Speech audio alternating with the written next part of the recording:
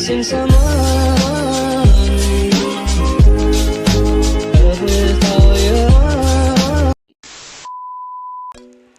Assalamualaikum warahmatullahi wabarakatuh. Perkenalkan, nama saya Nurul Hikmah Nasution dengan NIM 2014040031. Di sini, video ini saya buat untuk memenuhi tugas ujian akhir semester dari mata kuliah evaluasi pembelajaran matematika. Silahkan disaksikan. Baiklah, di sini saya akan memulai penjelasan saya tentang evaluasi pembelajaran matematika yang disusun oleh saya sendiri, Nurul Hikmah Nasution, dengan NIM 2014040031 dari kelas Tadris Matematika B, dengan dosen pengampu Ibu Nita Putri Utami, MPD. Baiklah, masuk kita ke dalam pokok pembahasan kita ada 6, yaitu yang pertama adalah validitas tes dan reliabilitas tes. Yang kedua adalah analisis tes atau indeks kesukaran, daya pembeda, validitas, dan reliabilitas. Yang ketiga adalah pengembangan alat evaluasi aspek sikap. Yang keempat adalah pengembangan alat evaluasi aspek keterampilan. Yang kelima, menskor dan menilai dengan acuan. Yang keenam adalah tindak lanjut hasil evaluasi. Baiklah, masuk kita ke dalam pembahasan pertama, yaitu validitas tes dan reliabilitas tes. A. Pengertian validitas. Validitas berasal dari kata validity yang berarti sejauh mana ketepatan dan kecermatan suatu alat ukur dalam melakukan fungsi ukurnya. Konsep validitas tes dapat dibedakan atas 3 macam, yaitu validitas isi. Validitas isi atau tes dianggap valid apabila butir-butir tes itu mencerminkan keseluruhan konten atau materi yang diujikan atau yang seharusnya dikuasai secara proporsional. Yang kedua adalah validitas konstruk. Validitas konstruk adalah validitas yang mempermasalahkan seberapa jauh butir-butir tes mampu mengukur apa yang benar-benar hendak diukur, sesuai dengan konsep khusus atau definisi konseptual yang telah ditetapkan. Yang ketiga adalah validitas empiris. Validitas empiris atau validitas kriteria adalah validitas yang berdasarkan kriteria, baik kriteria internal maupun kriteria eksternal.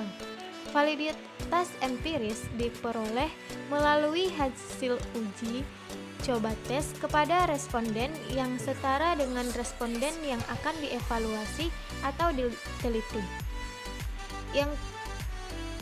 Yang kedua adalah B. Teknik-teknik validitas tes, yaitu ada 5 bagian. Pertama adalah validitas muka.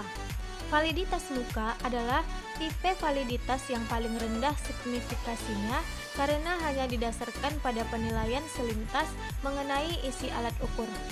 Yang kedua adalah validitas isi. Validitas isi merupakan validitas yang dilihat dari segi tes itu sendiri sebagai alat ukur hasil belajar. Yang ketiga adalah validitas empiris. Validitas empiris adalah validitas yang berkenaan dengan hubungan antara skor dengan suatu kriteria. Yang keempat adalah validitas konstruksi. Validitas konstruksi merupakan validitas yang ditilik dari segi susunan, kerangka, atau rekaan. Dan yang terakhir adalah validitas faktor. Validitas faktor adalah korelasi antara alat ukur dengan faktor-faktor yang bersamaan dalam suatu kelompok atau ukuran-ukuran perilaku lainnya. Validitas ini diperoleh dengan menggunakan teknik analisis faktor. Fungsi dari validitas faktor ini adalah untuk mengetahui kevalidan dari pokok-pokok bahasan atau materi. Yang C adalah faktor-faktor mempengaruhi validitas. Di antaranya yaitu yang pertama, petunjuk yang tidak jelas. Yang kedua, pembendaraharaan kata dan struktur kalimat yang sukar. Ketiga, penyusunan soal yang kurang baik. Keempat, kekaburan. Kelima, derajat kesukaran soal yang tidak cocok. Keenam, materi tes tidak direpresentatif. Yang ketujuh, pengaturan soal yang kurang tepat. Dan yang terakhir adalah pola jawaban yang dapat diidentifikasi. Yang D adalah mengukur validitas suatu tes. Yang pertama dengan teknik korelasi produk momen. Korelasi produk momen dengan simpangan memiliki rumus sebagai berikut. Keterangannya sebagai berikut. Untuk menginterpretasikan tingkat validitas, maka koefisien korelasi dikategorikan pada kriteria sebagai berikut.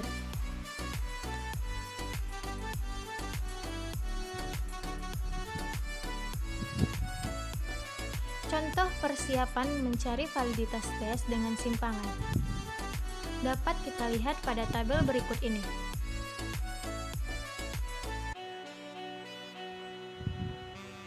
Sehingga dimasukkan pada rumus RXY sama dengan sigma XY per akar kuadrat dari sigma X pangkat 2 tutup kurung buka kurung sigma Y pangkat 2, sehingga kita mendapatkan hasilnya adalah 0,748.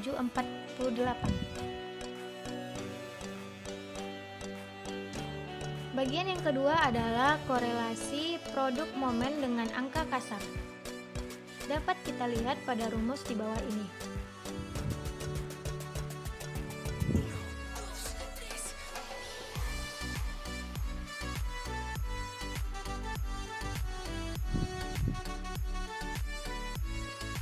Pengertian reliabilitas tes.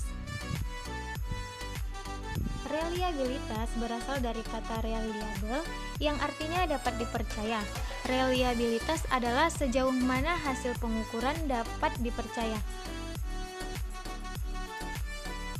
Yang F adalah teknik-teknik reliabilitas tes, yaitu yang pertama, reliabilitas tes ulang atau tes reset reliability dengan rumus sebagai berikut. Adapun rumus KR21-nya adalah sebagai berikut.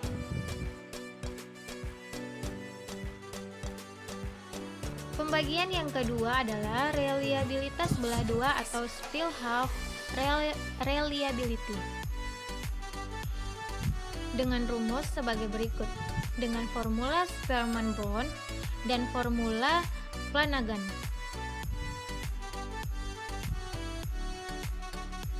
Yang ketiga adalah reliabilitas koefisien alfa dengan rumus sebagai berikut.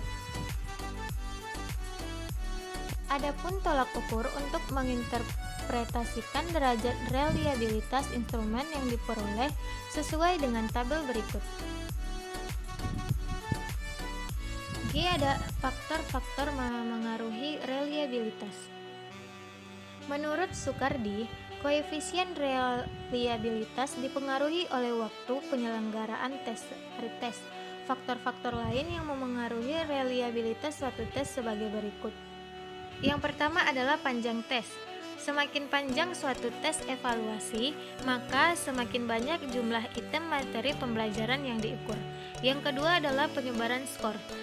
Semakin tinggi sebaran skor dalam kelompok siswa, maka semakin tinggi estimasi koefisien reliable, yaitu yang pertama tentang kesulitan tes dan objektivitas. Masuk kita ke pembahasan yang H, yaitu mengukur reliabilitas suatu tes. Dapat kita lihat pada tabel berikut ini.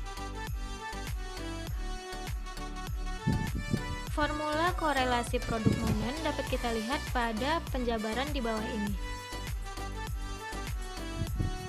Sehingga kita mendapatkan reliabilitas suatu tes yaitu 0,954. Masuk kita ke pembahasan yang kedua, yaitu tentang analisis tes, indeks kesukaran, daya pembeda, validitas, dan reliabilitas. Pembahasan yang pertama adalah tentang validitas. Validitas merupakan produk dari validasi, penggunaan instrumen untuk mengumpulkan data secara empiris, guna mendukung kesimpulan yang dihasilkan. Validitas juga dapat diartikan dengan suatu proses yang dilakukan oleh penyusun atau oleh skor instrumen. Sedangkan validitas adalah kemampuan suatu alat ukur untuk mengukur sasaran ukurnya. Macam-macam validitas tes hasil belajar yaitu ada 6. Yang pertama, validitas logis.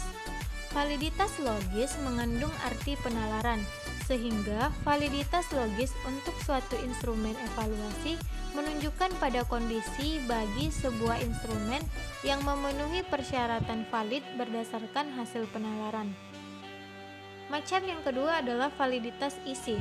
Validitas isi bagi sebuah instrumen menunjukkan suatu kondisi suatu instrumen yang disusun berdasarkan isi materi pembelajaran yang telah dievaluasi.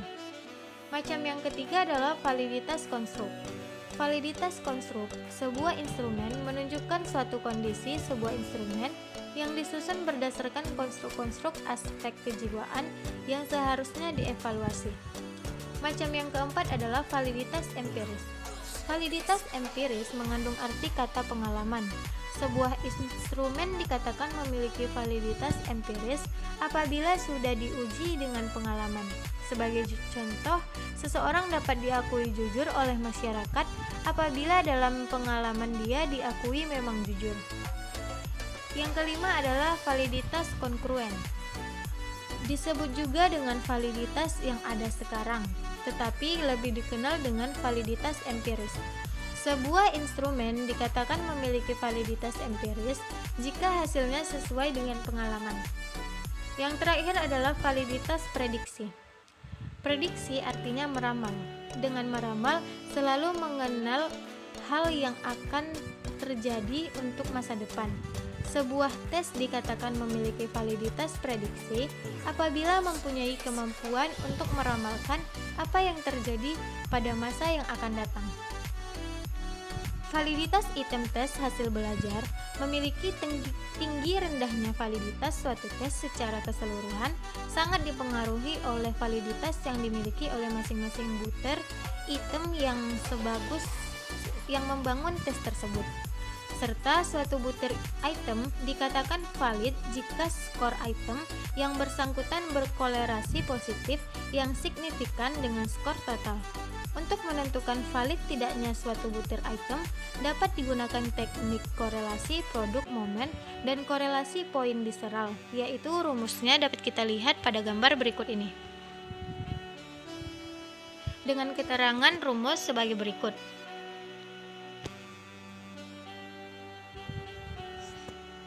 Ada penyebab dari invaliditas, yaitu ancaman utama terhadap validitas instrumen. Yang pertama adalah ketakterwakilan konstruk, yang menunjukkan bahwa tugas yang diukur dalam penilaian tidak mencakup dimensi penting dari konstruk. Oleh karena itu, hasil tes tersebut tidak mungkin untuk mengungkapkan kemampuan siswa sebenarnya dalam konstruk yang hendak diukur oleh instrumen. Yang kedua adalah penyimpangan keragaman konstruk. Berarti bahwa instrumen tersebut mengukur terlalu banyak variabel dan kebanyakan variabel tersebut tidak relevan terhadap isi konstruk. Jenis penyimpangan validitas seperti ini mencakup dua bentuk, yaitu yang pertama penyimpangan kemudahan konstruk dan yang kedua adalah penyimpangan kesukaran konstruk. Bagian yang kedua adalah reliabilitas. Reliabilitas adalah keadaan instrumen yang menunjukkan hasil pengukuran yang reliable atau tidak berubah-ubah dan konsisten. Instrumen yang reliable adalah instrumen yang apabila digunakan untuk mengukur subjek atau objek yang sama pada waktu yang berbeda dan pengukuran dilakukan oleh orang yang berbeda hasilnya tetap sama. Beberapa faktor penting mempengaruhi reliabilitas suatu tes yaitu ada 5. Yang pertama, kemampuan peserta tes atau subjek uji coba. Makin heterogen atau makin berbeda kemampuan peserta tes, makin tinggi reliabilitas tes.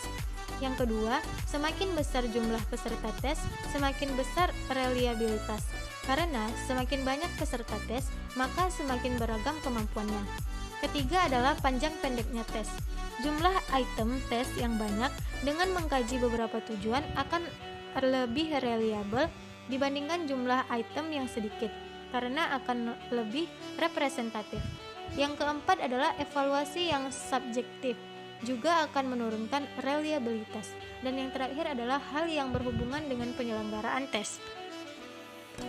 Koefisien reliabilitas instrumen dihitung dengan menggunakan rumus tertentu, yaitu yang pertama tentang pengujian reliabilitas tes bentuk objektif. Pada tes belajar bentuk objektif, ada 3 macam metode yang dapat digunakan untuk menentukan taraf reliabilitas. Yang pertama yaitu metode atau teknik ulang. Instrumen penelitian tes retest dilakukan dengan cara mencobakan instrumen 2 kali pada responden. Yang kedua adalah metode belah dua. Dalam menggunakan metode ini, pendidik atau evaluator hanya menggunakan sebuah tes dan dicobakan 1 kali. Oleh sebab itu, disebut juga dengan single test single trial method. Pada metode ini, tes yang diberikan dibagi atau dibelah menjadi 2 bagian. Yang ketiga adalah metode bentuk paralel atau metode double test double trial. Pada metode ini dipergunakan 2 buah tes yang mempunyai kesamaan tujuan, tingkat kesukaran, dan susunan, tetapi butir-butir soal berbeda. Yang B adalah pengujian reliabilitas tes bentuk uraian. C. Indeks kesukaran. Soal yang baik adalah soal yang tidak terlalu mudah atau tidak terlalu sulit. Soal yang terlalu mudah tidak merangsang siswa untuk mempertinggi usaha menjadi putus asa dan tidak mempunyai semangat untuk mencoba lagi karena di luar jangkauan. Bilangan yang menunjukkan sukar dan mudahnya sesuatu soal disebut dengan indeks kesukaran. Besarnya indeks kesukaran antara 0,00 sampai dengan 1,0. Indeks kesukaran ini menunjukkan taraf kesukaran soal. Dalam istilah evaluasi, indeks kesukaran ini diberi simbol singkatan dari proporsi. Dengan demikian, maka soal dengan P sama dengan 0,70 lebih mudah jika dibandingkan dengan P sama dengan 0,20. Sebaliknya, soal dengan P sama dengan 0,30 lebih sukar daripada soal P sama dengan 0,80. Rumus mencari indeks kesukaran yaitu dapat kita lihat pada gambar berikut ini. Dengan keterangan P sama dengan indeks kesukaran, B sama dengan banyaknya siswa yang menjawab soal itu dengan betul, dan JS adalah jumlah seluruh siswa peserta tes. Pembahasan yang keempat adalah daya pembeda. Daya pembeda soal yaitu kemampuan sesuatu soal untuk membedakan antara siswa yang berkemampuan tinggi dengan siswa yang berkemampuan rendah. Ada 3 titik pada daya pembeda, yaitu yang pertama, bagi suatu soal yang dapat dijawab benar oleh siswa kemampuan tinggi dan siswa kemampuan rendah, maka soal itu tidak baik karena tidak punya daya pembeda. Demikian juga jika semua kelompok bahwa menjawab salah dan siswa berkemampuan tinggi juga sama-sama menjawab salah, maka soal itu tidak mempunyai daya beda sama sekali. Cara menentukan daya pembeda yaitu perlu dibedakan antara kelompok kecil dan kelompok besar. Sedangkan rumus mencari daya pembeda menurut Daryanto yaitu dapat kita lihat pada gambar berikut ini.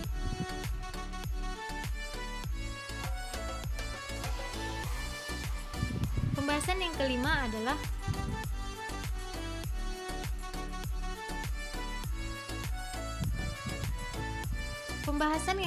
adalah contoh analisis tes. Contoh analisis tes dapat kita lihat pada butir soal matematika materi segitiga. Setelah dilakukan tes pada siswa, diperoleh hasil ujian validitas menunjukkan bahwa RXY kecil R tabel, maka soal dikatakan valid. Sebaliknya, soal dikatakan tidak valid. Adapun hasil uji validitas butir soal menggunakan rumus korelasi produk dengan jumlah siswa 39 dan taraf signifikansi 5%. Dapat kita lihat pada tabel berikut ini.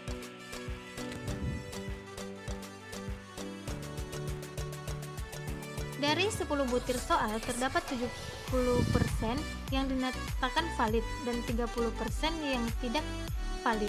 Berikut ini adalah salah satu soal yang dapat dikatakan valid dan tidak valid. Pada soal di atas, hampir semua jawaban yang mendapatkan nilai di atas rata-rata, dan di bawah rata-rata belum ada menjawab dengan tepat. Hal tersebut terjadi dipengaruhi oleh banyak hal. Salah satunya adalah ketika siswa mengerjakan soal tersebut tidak dapat memahami apa yang sebenarnya ditanyakan. Sebagian besar pola berpikirnya masih sederhana, belum bisa berpikir tingkat tinggi, sehingga dapat menyebabkan soal tersebut tidak valid.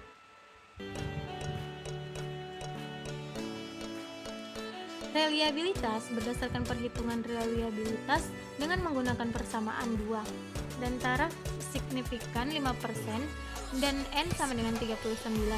Diperoleh nilai tabel sama dengan 0,316.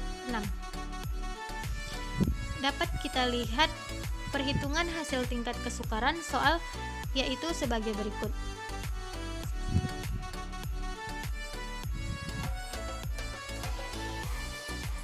Pada tabel 2 terlihat bahwa sebagian berada pada kategori mudah. Hal tersebut terjadi disebabkan oleh beberapa hal, yaitu salah satunya siswa sudah memahami materi yang diberikan sehingga untuk menyelesaikan soal tersebut dapat diselesaikan dengan baik dan membuat kategori soal tersebut menjadi kategori mudah.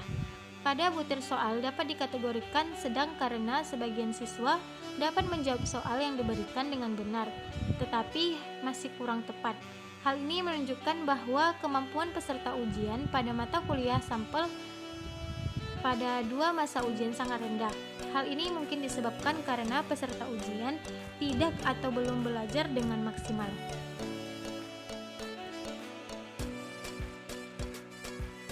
Daya pembeda soal berdasarkan perhitungan hasil daya pembeda soal dapat dilihat pada tabel 3 berikut ini.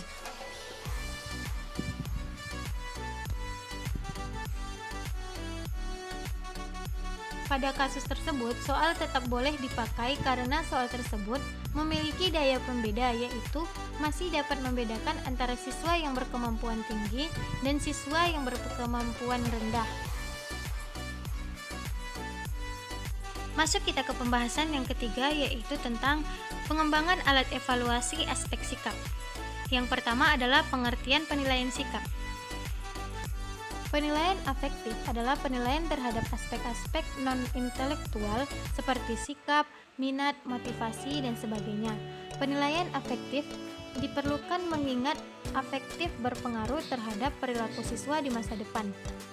Penilaian sikap adalah suatu penilaian yang mengarah pada perilaku peserta didik baik di dalam maupun di luar kelas, yaitu mencakup aspek budi pekerti, minat, perasaan, dan emosi peserta didik karena sangat berperan penting untuk masa depan peserta didik kelak.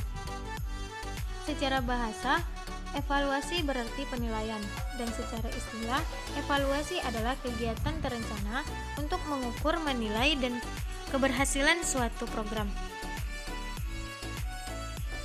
Secara bahasa, sikap berarti pernyataan evaluatif terhadap objek atau peristiwa, dan secara istilah, sikap yaitu kecenderungan mental seseorang yang bertanggung jawab atas cara dia berpikir, merasakan seseorang atau sesuatu. Sehingga dapat disimpulkan, evaluasi sikap adalah upaya yang sistematis untuk mengukur tingkatan belajar siswa telah dijalani berkaitan dengan kecenderungan untuk bertindak, berpikir, berpersepsi dalam menghadapi objek, ide, sesuatu, dan nilai yang meliputi aspek afektif, kognitif, maupun konaktif. Yang kedua adalah kategori penilaian sikap. Ada beberapa jenis kategori ranah afektif, antara lain yaitu receiving atau attending, kepekaan dalam menerima rangsangan yang datang dari luar. Receiving atau attending adalah peserta didik dibina agar mereka mau menerima nilai-nilai yang diajarkan kepada mereka, seperti pengajaran tentang arti pentingnya disiplin. Jenis yang kedua adalah responding, reaksi yang diberikan oleh seseorang terhadap stimulasi yang dari luar. Responding adalah reaksi peserta didik setelah diberikan stimulus, sehingga peserta didik memiliki keinginan untuk lebih mempelajarinya dan menggali lagi pengajaran yang telah didapat. Yang ketiga adalah following, berkenaan dengan nilai dan kepercayaan terhadap stimulasi. Yang keempat adalah organisasi.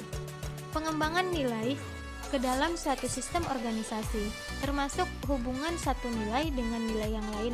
Pada tahap ini, peserta didik telah menerapkan apa yang telah didapat ke dalam kehidupan sehari-hari dan membentuk pola hidup peserta didik yang baik dan konsisten untuk jangka yang lama. Dan yang terakhir adalah karakteristik nilai atau internalisasi nilai. Keterpaduan semua sistem nilai yang telah dimiliki seseorang yang mempengaruhi pola kepribadian dan tingkah lakunya. C. Penyusunan instrumen afektif. Menurut Anderson, dalam Gabel mengilustrasikan dua pendekatan yang sama untuk langkah ini, yaitu yang pertama adalah pendekatan domain reference set dan pendekatan mapping sentence.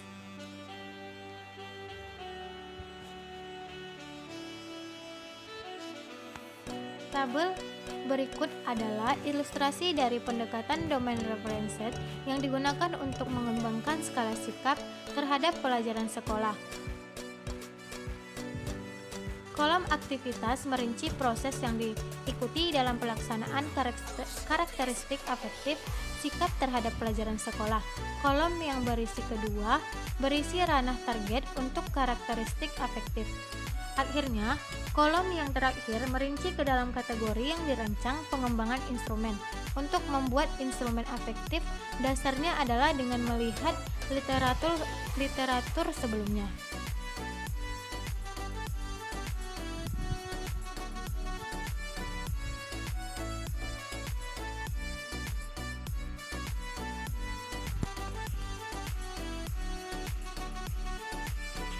Yang D adalah ilustrasi.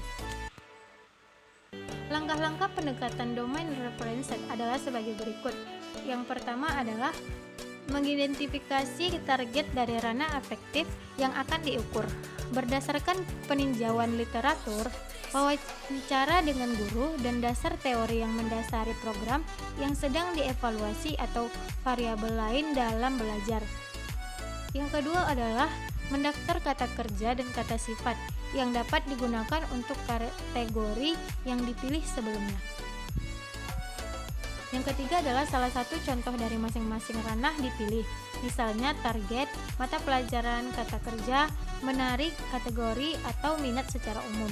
Yang keempat adalah merinci pernyataan berdasarkan langkah ketiga, misalnya mata pelajaran yang menarik. Dan yang terakhir adalah mengembangkan beberapa pernyataan yang merupakan perubahan kata dari kalimat yang pertama. Di dalam prosedur anonimitas yang mungkin Anda pertimbangkan adalah A. Arah. Pastikan arah untuk persediaan afektif, menekankan pentingnya jawaban yang jujur, dan siswa tidak menempatkan nama mereka pada instrumen yang diberikan. Yang kedua adalah responden pembatas.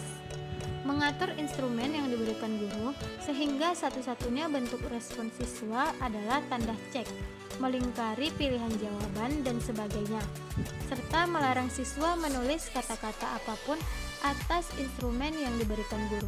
Dan yang terakhir adalah koleksi. Tulisan sebuah prosedur di mana siswa akan menjawab semua jawaban dengan seragam. Yang kelima adalah skala penilaian ranah afektif. Beberapa skala berdasarkan jenis hasil skalanya, yaitu yang pertama adalah skala Likert. Berikut ini disajikan langkah-langkah yang harus diikuti dalam menyusun skala Likert. Yang pertama adalah pilihlah variabel afektif yang akan dinilai. Yang kedua adalah susun rangkaian pernyataan kesesuaian dan ketidaksukaan terkait dengan variabel afektif. Yang ketiga adalah minta beberapa orang untuk mengklasifikasikan pernyataan Anda sebagai pernyataan positif atau negatif. Yang keempat, tentukan banyaknya dan respon dari setiap pernyataan. Yang kelima adalah persiapkan angket evaluasi untuk memberikan petunjuk kepada siswa tentang bagaimana respon dan menetapkan bahwa angket tersebut harus dilengkapi dengan nama identitas, serta masih banyak lagi. Yang kedua adalah skala Thurston. Skala Thurston sebelumnya digunakan harus mengetahui interval jarak setiap skala. Hal inilah yang membutuhkan sedikit usaha untuk membuatnya. Berikut teknik penyusunan skala Thurston. Yang pertama, buatlah pernyataan sebanyak mungkin yang mewakili seluruh konstruk yang akan diukur. Yang kedua, item yang sudah dibuat kemudian diisi oleh penilai untuk meletakkan pernyataan ke dalam kontinum berdasarkan favorabilitasnya. Yang ketiga adalah menentukan nilai skala. Yang keempat, menilai validitas. Yang kelima, menentukan nilai skala yang valid. Dan yang terakhir adalah membuat skala yang akan disebar, terdiri dari dua pilihan jawaban, yaitu ya atau tidak. Sedangkan yang keempat adalah skala semantik differential dan skala Fishbein. Langkah-langkah penilaian sikap. Langkah-langkah penilaian sikap menurut Suparana dan Hatta terdiri dari yaitu sikap terhadap mata pelajaran. Siswa seharusnya memiliki sikap yang lebih baik pada suatu mata pelajaran, misalnya matematika, pada akhir semester daripada ketika mata pelajaran disebut diberikan pertama kali. Setidaknya siswa tidak memiliki sikap negatif terhadap mata pelajaran setelah pembelajaran berlangsung. Yang kedua adalah sikap positif terhadap belajar. Siswa diharapkan memiliki sikap yang baik terhadap belajar. Siswa yang memiliki sikap positif terhadap belajar cenderung menjadi pembelajar masa depan. Sikap positif terhadap belajar berarti siswa menyadari pentingnya belajar, dengan begitu siswa dapat lebih giat dalam belajar. Yang ketiga adalah sikap positif terhadap diri sendiri. Meskipun harga diri siswa dipengaruhi oleh keluarga dan kejadian di luar sekolah, hal-hal yang terjadi di kelas diharapkan dapat meningkatkan harga diri siswa. Sikap positif terhadap diri sendiri berarti kita percaya terhadap kemampuan kita sendiri dan berusaha meningkatkan percaya diri kita ketika di dalam kelas. Dan yang terakhir adalah sikap positif terhadap perbedaan. Siswa perlu mengembangkan sikap yang lebih toleran dan menerima perbedaan seperti etnik, gender, kebangsaan, dan keagamaan. Selain itu, penilaian afektif juga dapat menilai fokus nilai semacam kejujuran, integritas, keadilan, dan nilai kebebasan. Pentingnya penilaian sikap. Dalam pendidikan perlu diadakan evaluasi terhadap sikap yang dikarenakan pertama, praktek evaluasi terhadap pendidik dan proses pembelajaran yang terjadi sekarang ini lebih menekankan pada aspek kognitif. Kedua, sikap memiliki berbagai fungsi, yaitu yang pertama, fungsi instrumental, yaitu mengekspresikan keinginan umum untuk mendapatkan manfaat atau hadiah dan menghadapi hukuman. Yang kedua adalah fungsi pengetahuan, yaitu membantu kita memahami dunia yang membawa keteraturan bagi berbagai informasi yang harus kita amalkan dalam kehidupan sehari-hari. Yang ketiga adalah fungsi nilai ekspresif, yaitu mengekspresikan nilai-nilai kita atau mencerminkan diri kita. Yang keempat adalah fungsi pertahanan ego, yaitu melindungi kita dari kecemasan atau ancaman bagi harga diri kita. Dan yang terakhir adalah fungsi penyesuaian sikap, yaitu membantu kita merasa jadi bagian dari komunitas.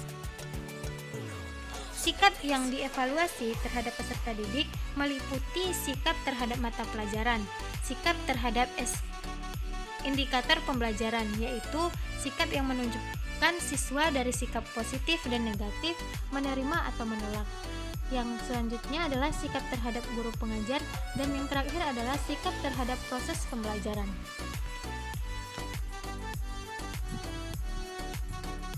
Masuk kita ke pembahasan yang keempat, yaitu tentang pengembangan alat evaluasi aspek keterampilan. Yaitu yang pertama adalah penilaian keterampilan. Penilaian keterampilan adalah penilaian yang dilakukan untuk mengukur kemampuan peserta didik dalam menerapkan pengetahuan dalam melakukan tugas tertentu di berbagai macam konteks sesuai dengan indikator pencapaian kompetensi. Adapun indikator untuk mengukur kemampuan tersebut adalah beberapa aspek pedagogis maupun akademis guru, yaitu aspek kemampuan dalam mengelola pembelajaran di kelas, aspek pengembangan diri, dan aspek penugasan akademik. Yang B adalah teknik penilaian keterampilan.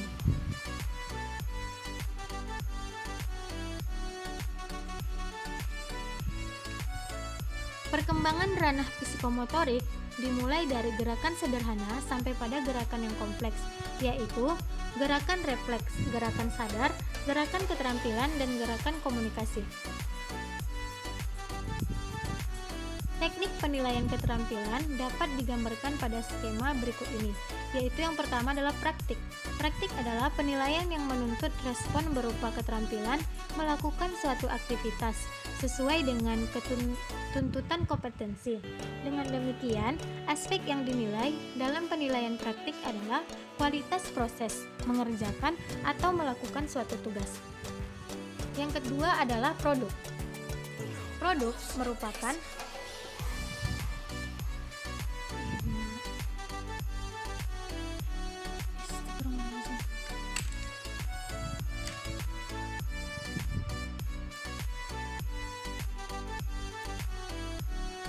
Yang kedua adalah produk. Penilaian produk adalah penilaian terhadap keterampilan peserta didik dalam mengaplikasikan pengetahuan yang dimiliki ke dalam wujud produk dalam waktu tertentu sesuai dengan kriteria yang telah ditetapkan baik dari segi proses maupun hasil akhir. Yang ketiga adalah penilaian proyek. Penilaian proyek adalah suatu kegiatan untuk mengetahui kemampuan siswa dalam mengaplikasikan pengetahuannya melalui penyelesaian suatu instrumen proyek dalam periode atau waktu tertentu. Dan yang terakhir adalah portofolio.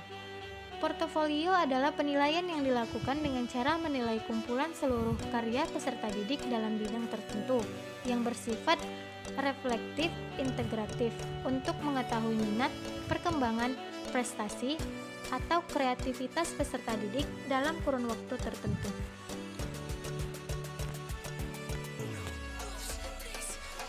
Berikut ini adalah uraian singkat mengenai teknik-teknik penilaian keterampilan tersebut. Yang pertama adalah penilaian praktek.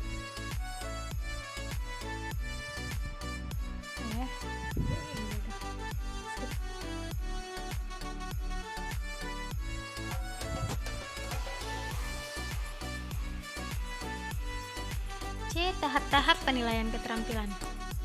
Perencanaan penilaian praktik, yaitu yang pertama adalah langkah-langkah perencanaan penilaian praktik. Menentukan kompetensi yang penting untuk dinilai melalui penilaian praktik. Dalam hal ini adalah KD dari KI 4. Yang kedua adalah menyusun indikator hasil belajar berdasarkan kompetensi yang akan dinilai.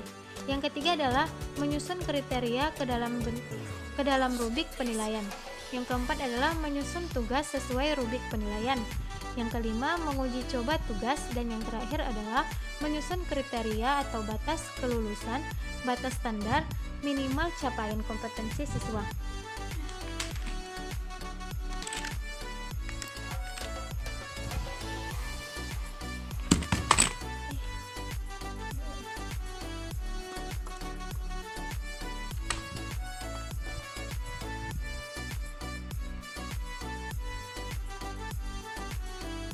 Perencanaan yang kedua adalah menyusun kisi-kisi, dan yang ketiga adalah penyusunan instrumen.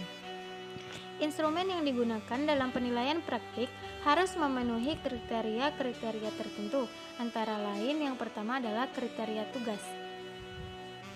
Yang kedua adalah kriteria lembar penilaian produk, dan yang ketiga adalah kriteria rubrik. 2. Perencanaan penilaian produk. Langkah-langkah perencanaan penilaian produk yaitu yang pertama, menentukan kompetensi yang sesuai untuk dinilai dengan penilaian produk, dalam hal ini adalah KD dari K4. Kedua, menyusun indikator proses dari hasil belajar sesuai dengan kompetensi. Yang ketiga adalah merencanakan apakah tugas produk yang dihasilkan bersifat individu atau kelompok. Yang keempat, merencanakan teknik-teknik dalam penilaian individual untuk tugas yang dikerjakan secara kelompok.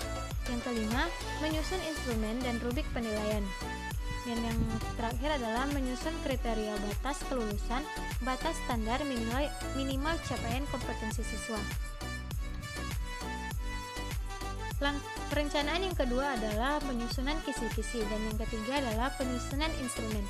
Instrumen yang digunakan dalam penilaian produk harus memenuhi kriteria-kriteria tertentu, yaitu yang pertama tentang kriteria tugas yang mengarah pada pencapaian indikator hasil belajar yang dapat dikerjakan siswa dan dapat dikerjakan selama proses pembelajaran yang merupakan bagian dari pembelajaran mandiri.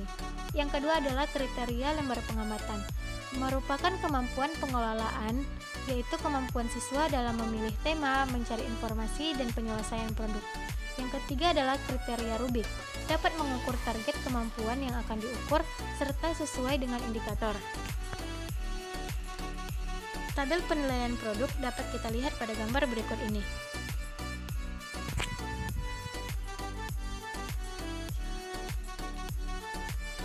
Yang ketiga adalah perencanaan penilaian proyek. Langkah-langkahnya yaitu menentukan kompetensi yang sesuai untuk dinilai melalui proyek. Yang kedua, penilaian proyek mencakup perencanaan, pelaksanaan, dan pelaporan proyek. Yang ketiga, menyusun indikator proses dan hasil belajar sesuai dengan kompetensi.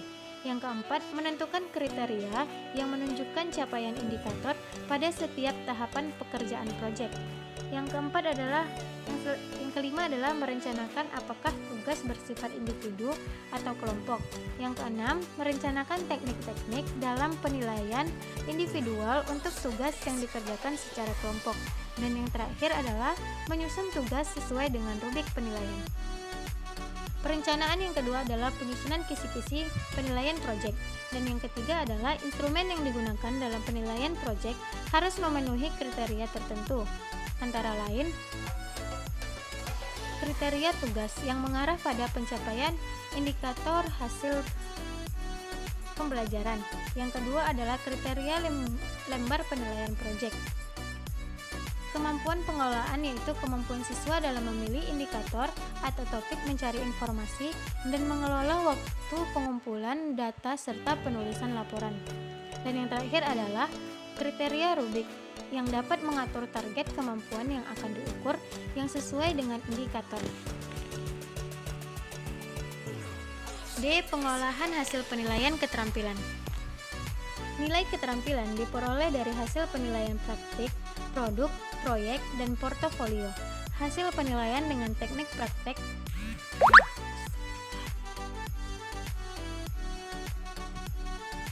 D. Pengolahan hasil penilaian keterampilan. Nilai keterampilan diperoleh dari hasil penilaian praktek, produk, proyek, dan portofolio. Hasil penilaian dengan teknik praktik dan proyek dirata-rata untuk memperoleh nilai akhir. Keterampilan pada setiap mata pelajaran, seperti pada pengetahuan, penulisan, capaian, keterampilan pada raport menggunakan angka skala 0-100, dan di deskripsi.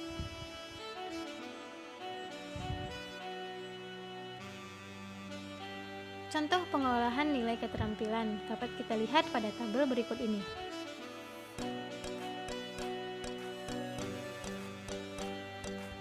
Masuk kita ke pembahasan yang kelima, yaitu tentang men-skor dan menilai penilaian dengan norm reference dan kriterium reference, serta menentukan batas lulus. Yang pertama adalah men-skor dan menilai. Pengertian men-skor adalah hasil pekerjaan yang diperoleh dengan menjumlahkan angka-angka bagi setiap butir dari sebuah tes yang telah dijawab betul oleh siswa dengan memperhitungkan bobot jawaban betulnya. Sedangkan menilai adalah angka ubahan dari skor dengan menggunakan acuan tertentu, serta disesuaikan pengaturannya dengan standar tertentu. Maka nilai sering disebut dengan skor standar atau standar skor. Yang kedua adalah perbedaan penskoran dan penilaian. Menskoran yaitu perhatian utamanya ditujukan kepada kecermatan dan kemantapan, sedangkan penilaian perhatian utamanya ditujukan kepada validitas dan kegunaan. Di samping penyusunan dan pelaksanaan tes itu sendiri, menskor dan menilai merupakan pekerjaan yang menuntut ketekunan yang di luar biasa dari penilaian, ditambah dengan kebijakan-kebijakan tertentu. Nama lain dari menskor adalah memberi angka.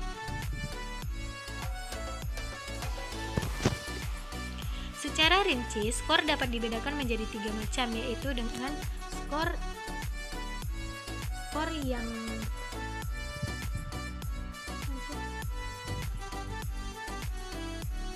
Secara rinci, skor dapat dibedakan menjadi 3 macam, yaitu yang pertama adalah skor yang diperoleh, yaitu sejumlah bilangan yang dimiliki oleh tes T atau sebagai hasil mengerjakan tes. Yang kedua adalah skor sebenarnya, seringkali juga disebut dengan istilah skor universe, skor alam, adalah nilai hipotesis yang sangat tergantung pada perbedaan individu berkenaan dengan pengetahuan yang dimiliki secara tepat. Dan yang ketiga adalah skor kesalahan, merupakan perbedaan antara skor yang diperoleh dengan skor yang sebenarnya. Hubungan antara ketiga macam skor ini dapat kita lihat sebagai berikut, yaitu skor yang diperoleh sama dengan skor yang sebenarnya ditambah dengan skor kesalahan. Macam-macam menskor.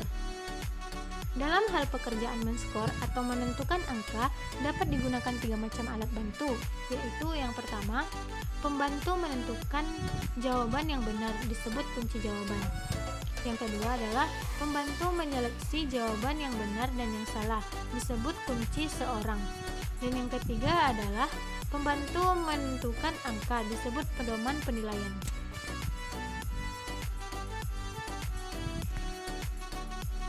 Kunci jawaban dan kunci pemberian skor untuk tes bentuk betul salah dalam menentukan angka.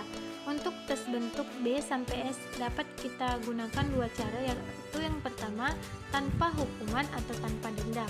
Yang kedua adalah dengan hukuman atau dengan denda. Ada 2 macam rumus, tetapi hasilnya akan tetap sama.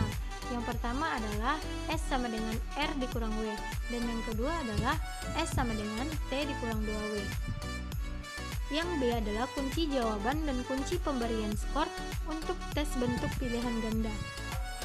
Dalam menentukan angka untuk tes bentuk pilihan ganda dikenal 2 macam cara pula, yakni yang pertama tanpa hukuman, yang kedua dengan hukuman. Dengan hukuman dapat menggunakan rumus sama dengan S sama dengan R dikurang W per N dikurang 1.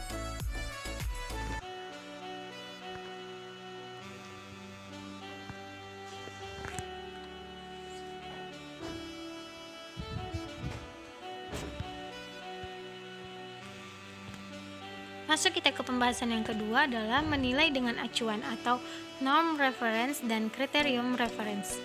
Penilaian acuan norma, yaitu secara umum menunjukkan di mana peringatan seseorang dalam kelompok orang yang mengikuti tes. Secara singkat, dapat dirumuskan bahwa penilaian acuan norma adalah penilaian yang dilakukan dengan mengacu pada norma kelompok.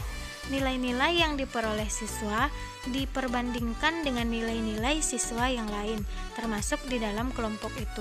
Berikut ini beberapa ciri dari penilaian acuan normatif, yaitu yang pertama, nilai acuan normatif digunakan untuk menentukan status setiap peserta didik terhadap kemampuan peserta didik lainnya. Yang kedua adalah penilaian acuan normatif menggunakan kriteria yang bersifat relatif. Dan yang ketiga adalah nilai hasil dari penilaian acuan normatif tidak mencerminkan tingkat kemampuan dan penugasan siswa tentang materi pengajaran yang diteskan, tetapi hanya menunjukkan kedudukan peserta didik dalam komunitasnya. Yang keempat adalah penilaian acuan normatif memiliki kecenderungan untuk menggunakan rentangan tingkat penguasaan seseorang terhadap kelompoknya.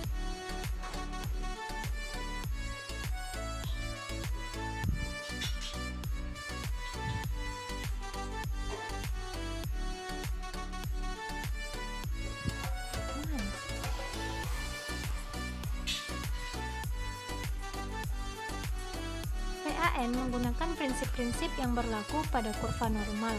Oleh karena itu, penggunaan model pendekatan ini dapat dilakukan dengan baik apabila memenuhi isyarat antara lain: A. Skor nilai terpencar atau dapat dianggap terpencar sesuai dengan pancaran kurva normal. Yang kedua adalah jumlah yang dinilai minimal 50 orang atau lebih dari 100 orang dalam arti sampel yang digunakan besar. Dalam penerapan sistem PAN, ada dua hal pokok yang harus ditetapkan, yaitu banyaknya siswa yang akan lulus dan penetapan batas lulus. Terdapat dua cara di dalam menentukan batas kelulusan, antara lain yang pertama, menetapkan terlebih dahulu jumlah yang diluluskan. Yang kedua, menggunakan data statistik yang terdapat dalam kurva normal dengan menggunakan nilai rata-rata dan simpangan baku, sehingga akan ditemukan luas daerah kurva normal atau jumlah anak yang diluluskan.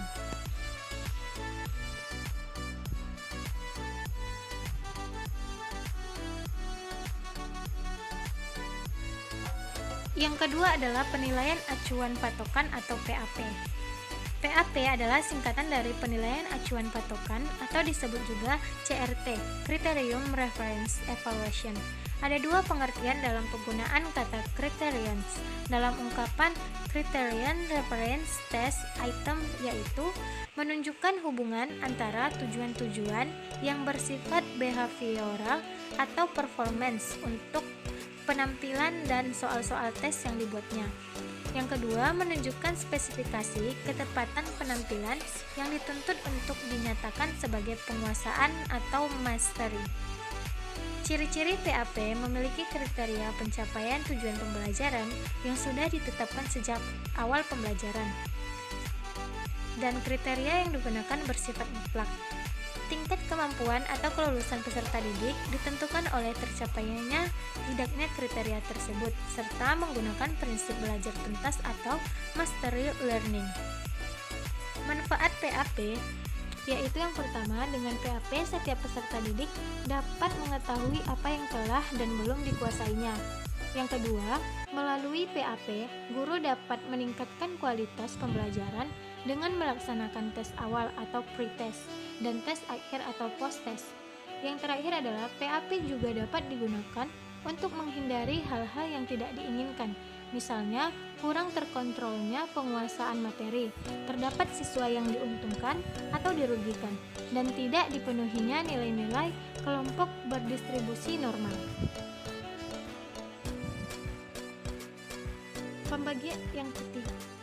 Bagian yang ketiga adalah perbedaan CRT dan NRT ditinjau dari pengembangan tes.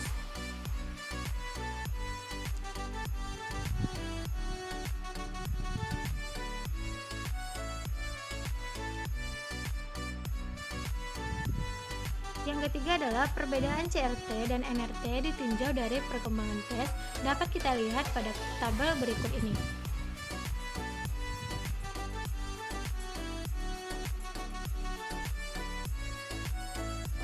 Sedangkan perbedaan CRT dan NRT ditinjau dari standar performance, dapat kita lihat pada tabel berikut ini.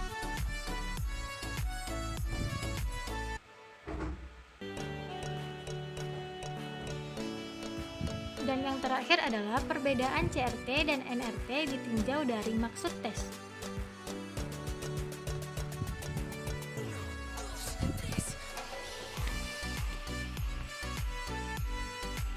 Masuk kita ke dalam persamaan dan perbedaan CRT dan NRT.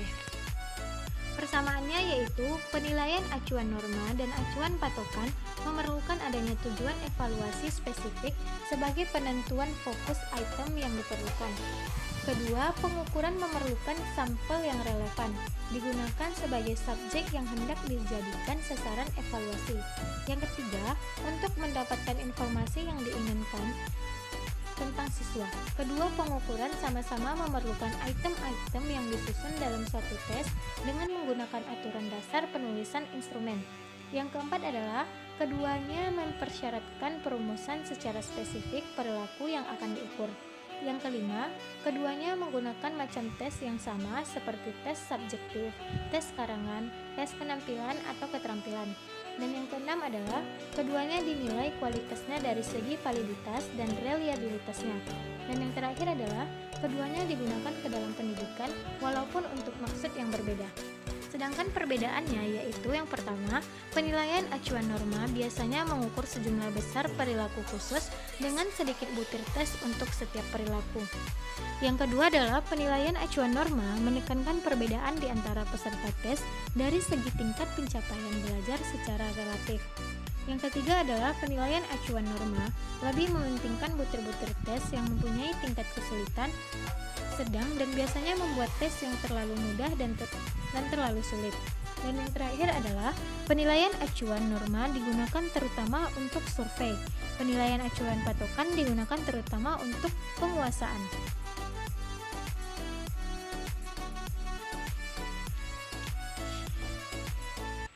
Pokok pembahasan yang kelima adalah menentukan batas lulus.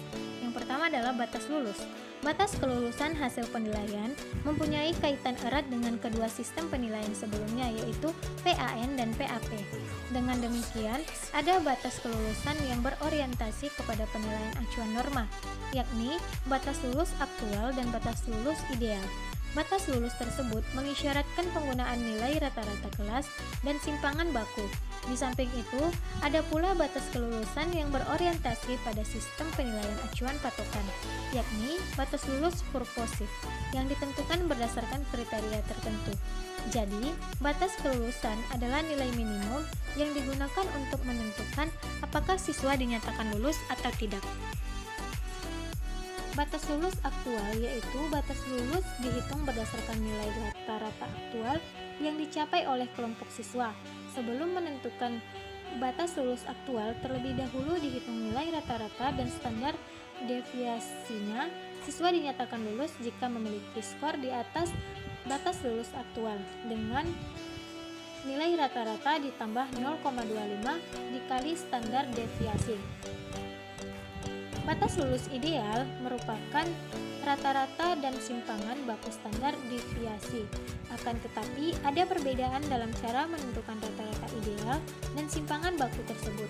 Perbedaannya adalah pada batas lulus ideal, rata-rata idealnya sama dengan setengah dikali skor maksimal yang mungkin dicapai, dan standar deviasinya sama dengan sepertiga dari nilai rata-rata ideal. Sehingga rumusnya adalah batas lulus ideal sama dengan rata-rata ideal ditambah standar deviasi sama dengan dikali skor max ditambah dikali rata-rata ideal. Yang terakhir adalah batas lulus purposif. Menentukan batas lulus purposif tidak perlu menghitung rata-rata ideal maupun standar deviasi, karena batas lulus purposif mengacu pada penilaian acuan patokan atau PAP. Nilai dibuat berdasarkan kriteria tertentu yang sudah ditetapkan.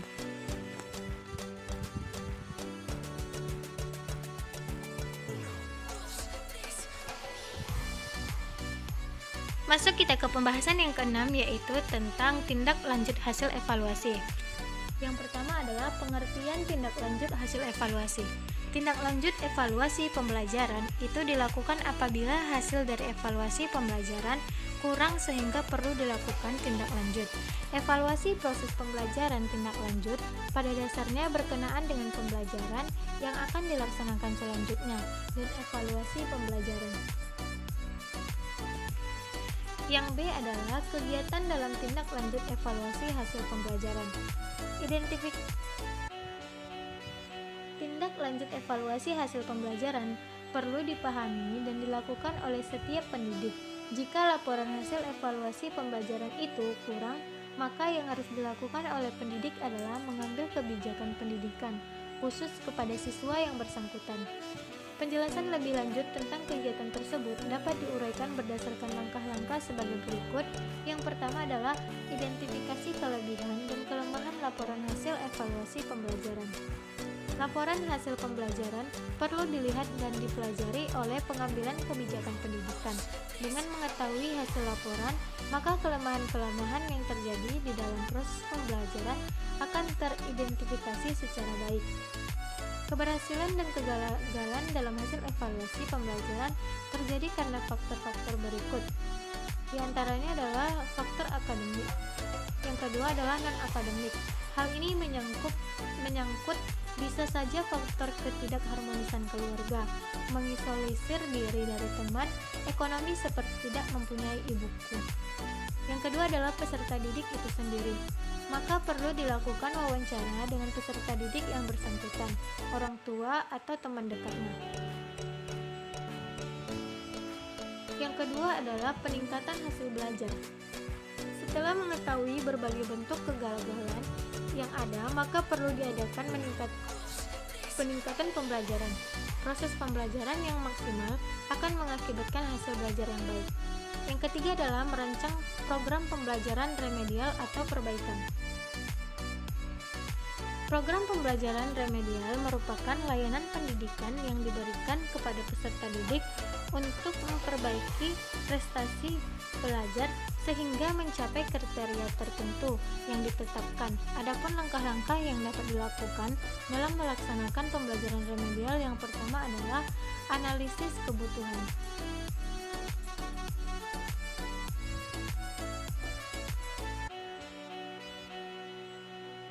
Analisis kebutuhan yaitu kegiatan yang dilakukan dalam identifikasi kesulitan dan kebutuhan siswa. Yang kedua adalah merancang motivasi belajar siswa dan lainnya. Yang ketiga adalah melakukan pembelajaran, yaitu dengan merancang rencana pembelajaran dengan kegiatan merancang belajar bermakna, memilih pendekatan, metode, teknik, dan bahan. Yang keempat adalah menyusun rencana pembelajaran, yaitu dengan cara memperbaiki rencana pembelajaran yang telah ada dan beberapa komponen perlu disesuaikan dengan hasil analisis kebutuhan siswa. Yang kelima adalah menyiapkan perangkat, misalnya berbagai soal dari LKS. Dan yang terakhir adalah melaksanakan pembelajaran, yaitu dengan memberikan arahan jelas serta meningkatkan penilaian.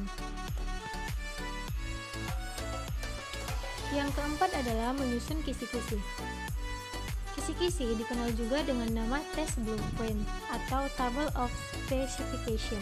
Pengertian dari kisi-kisi adalah suatu format yang membuat informasi yang dapat dijadikan pedoman untuk menulis tes atau merakit tes.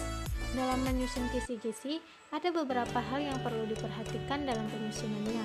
Hal ini dikarenakan supaya kisi-kisi itu tidak lepas dari kurikulum yang ada dan membuatnya tidak lepas dari materi yang sudah diajarkan. Kisi-kisi ini merupakan gambaran umum dari butir soal. Syarat-syarat pembuatan kisi-kisi yaitu yang pertama, mewakili isi kurikulum, yang kedua, komponen soal jelas dan singkat, yang ketiga, soal tersusun sesuai dengan butir soal, yang keempat, bisa mempermudah penyusunan butir soal, dan yang terakhir adalah soal sesuai dengan yang pernah diajarkan.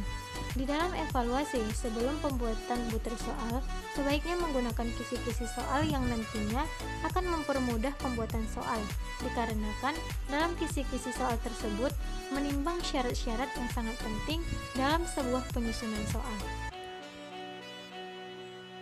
Yang kelima adalah menganalisis hasil evaluasi. Belajar dan mengajar sebagai suatu proses mengandung 3 unsur, yaitu tujuan pengajaran, pengalaman atau proses belajar mengajar, dan hasil belajar. Ketiga unsur tersebut sangat berkaitan. Penilaian hasil belajar dapat diartikan sebagai proses pemberian nilai terhadap hasil belajar yang dicapai siswa dengan kriteria tertentu. Sedangkan ditinjau dari segi bahasa, penilaian diartikan sebagai proses menentukan nilai suatu objek.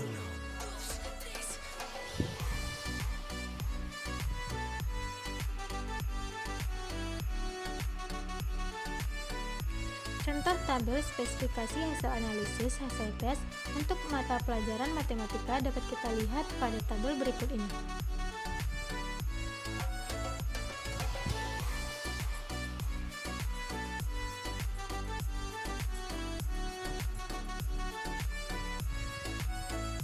Masuk kita ke pembahasan yang terakhir, yaitu manfaat evaluasi. Salah satu manfaat hasil evaluasi adalah untuk memberikan umpan balik atau feedback kepada semua pihak yang terlibat dalam pembelajaran, baik secara langsung maupun tidak langsung. Namun demikian, untuk melihat pemanfaat hasil evaluasi ini secara komprehensif, kita dapat meninjaunya dari berbagai pihak yang berkepentingan, yaitu yang pertama bagi peserta didik. Hasil evaluasi dapat dimanfaatkan untuk membangkitkan minat dan motivasi belajar, membentuk sikap yang positif terhadap belajar dan pembelajaran, membantu pemahaman peserta didik menjadi lebih baik, membantu peserta didik dalam memilih metode belajar yang lebih baik dan benar, dan yang terakhir mengetahui kedudukan peserta didik di dalam kelas.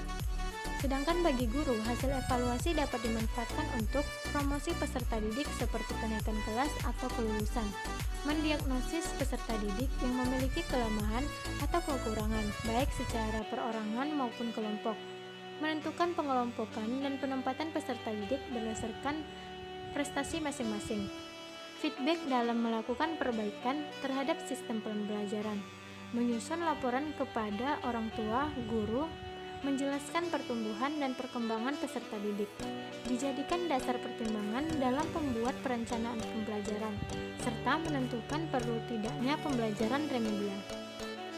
Sedangkan bagi orang tua, hasil evaluasi dapat dimanfaatkan untuk yang pertama, mengetahui kemajuan belajar peserta didik, yang kedua, membimbing kegiatan belajar peserta didik di rumah, yang ketiga, menentukan tindak lanjut pendidikan yang sesuai dengan kemampuan anaknya, dan yang terakhir adalah memperkirakan kemungkinan berhasil tidaknya anak tersebut dalam bidang pekerjaan.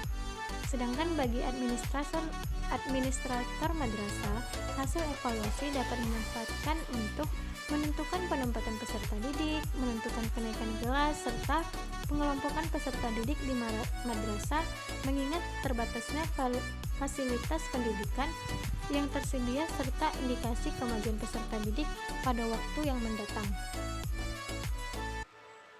Mungkin sekian penjelasan dari saya. Jika ada kata-kata yang salah, mohon maaf. Terima kasih. Wassalamualaikum warahmatullahi wabarakatuh.